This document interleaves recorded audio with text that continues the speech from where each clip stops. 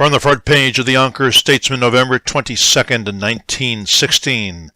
Headline: For arrest of a trolleyman. The trolley strikers have finally taken the advice of Mayor Lennon, it was learned today, and have applied for warrants for the arrest of alleged violators of the 15-day ordinance.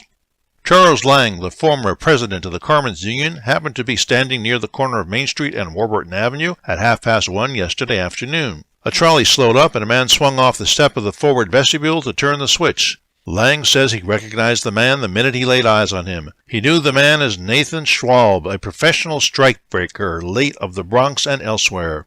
President Samuel Hoey also knew him and walked over to talk with him. Schwab, Lang said, glanced at Hoey, hastily got aboard the car, and slammed the vestibule door.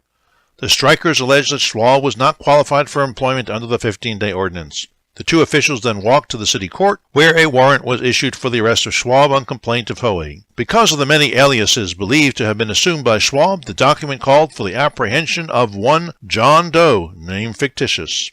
Headline: Adamson Law Invalid. The Adamson 8-hour law was held to be unconstitutional in Kansas City today by Judge William Cook in the United States District Court.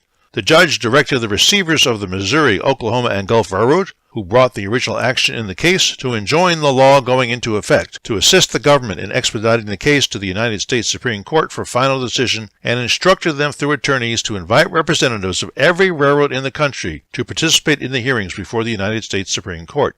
This was requested in the government's motion to dismiss the railroad's petition for an injunction, the government desiring to avoid prolonged, unnecessary, or scattered litigation. Headline: Sunday Movies Illegal. Sunday moving picture performances are illegal, the New York State Appellate Division of the Supreme Court ruled today. Headline: Austrian Emperor dead.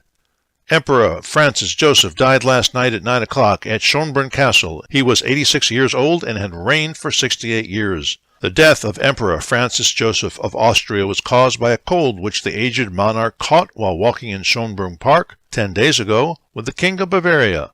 The cold developed into pneumonia of the right lung.